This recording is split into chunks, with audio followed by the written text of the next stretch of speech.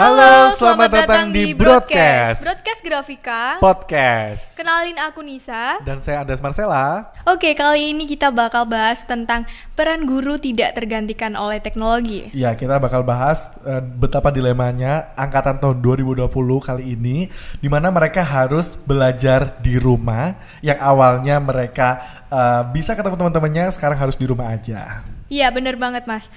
Bisa nggak sih peran guru yang biasanya face to face ketemu langsung digantikan jadi belajar di rumah? Ada enaknya, ada nggak enaknya. Yang enaknya mungkin anak-anak sekarang itu udah terbiasa sama perangkat teknologi, jadi mereka nggak perlu belajar teknologi lagi karena emang udah kesehariannya mereka menggenggam perangkat teknologi. Tapi nggak enaknya sosial mereka jadi kurang. Jadi biasanya kan ketemu teman gitu ya, ngobrol-ngobrol sama teman, ada masalah sama teman dan bisa ada masalah sama guru, ngobrolin masalah sama guru itu bisa dibicarakan secara langsung. Kalau sekarang kan agak nggak bisa gitu, agak susah gitu. Mereka cuma bisa ngobrol lewat chat atau video call atau cuma telepon doang gitu. Nah, satu lagi nih Mas kendalanya, bikin kuota itu jebol. Nah, bener sekali. Apalagi mungkin yang nggak pakai wifi gitu, nggak ada wifi di rumah kan kasihan ya, kuotanya jebol.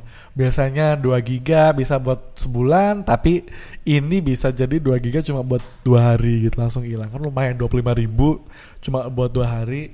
Itu menurut aku sih ngebuang duit banget sih. Dan kendala lainnya itu kalau aku sih kegoda apa? Kegoda apa Korea? Apalagi kalau enak-enak belajar tiba-tiba ada notifikasi masuk. Notifikasi apa? Nonton video ini sekarang. Bener, sama. Kemarin pas aku WFH juga pun sering banget kayak gitu. Jadi sering banget ke distract sama hal-hal yang sebenarnya nggak penting tapi kayak seru ditonton, akhirnya kelupaan sama kerjaan, kebablasan dan akhirnya lupa. Iya. Dan ini yang paling sering yang aku lihat juga di sosial media itu banyak sekali tante-tanteku, bude-budeku, kalau orang Jawa kan bilang bude gitu ya. Itu sering banget ngupdate status tentang betapa riuhnya pembelajaran secara online. Karena kan nggak semua orang tua bisa mengajarin anaknya seperti guru gitu loh. Kamu ada nggak sih pengalaman kayak gitu? Iya, apalagi mama aku sendiri tuh orangnya nggak terlalu bisa buat ngajarin adik. Jadi ya kesusahan juga buat ngajarin. Jengkel gitu nggak sih mamamu? Iya, apalagi adikku itu tipe orang yang santai. Terus kalau ada tugas cuman kayak ya udahlah gitu. Udahlah gitu langsung. Tapi pas udah deadline bingung gitu. Yeah. Adik kamu kelas berapa sih BTW? Kelas 3 SD dan tugasnya itu udah kayak yang berat-berat gitu loh. Emang kayak apa tugas yang paling berat kalau adikmu contohnya? Biasanya sih suruh membuat cerita tentang di rumah aja ngapain.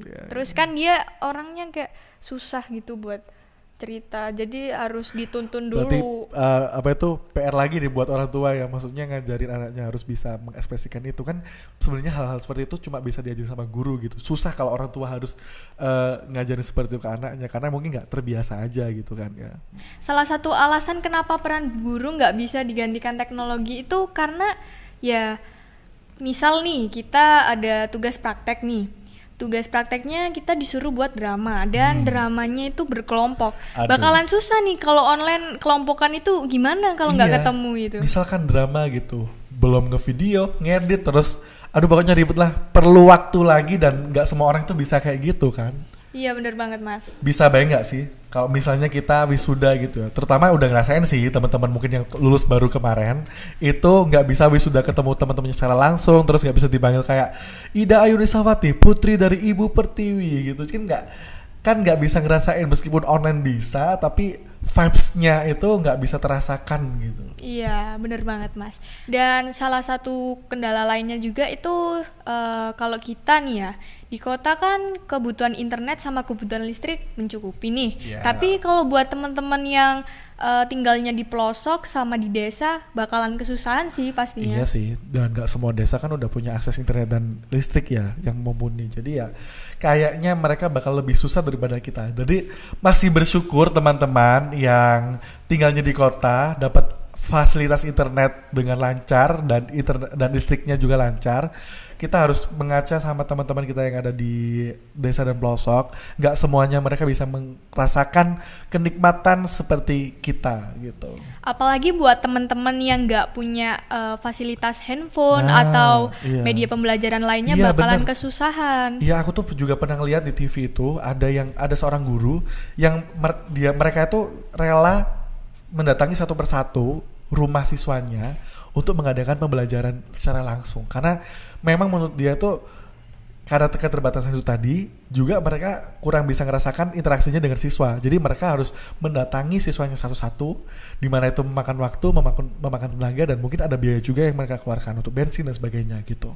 Jadi kita bisa simpulin bahwa keberadaan teknologi tidak bisa serta-merta menggantikan peran guru. Setuju, Nis? Setuju banget, Mas. Intinya sekarang kita harus saling menjaga kepercayaan satu sama lain, baik dari masyarakat ke tenaga medis, masyarakat ke pemerintah, dan berlaku juga sebaliknya. Dan yang terpenting, kita semua harus menanamkan pada diri kita bahwa pandemi ini bukanlah sebuah kutukan, asal kita saling menjaga dan percaya.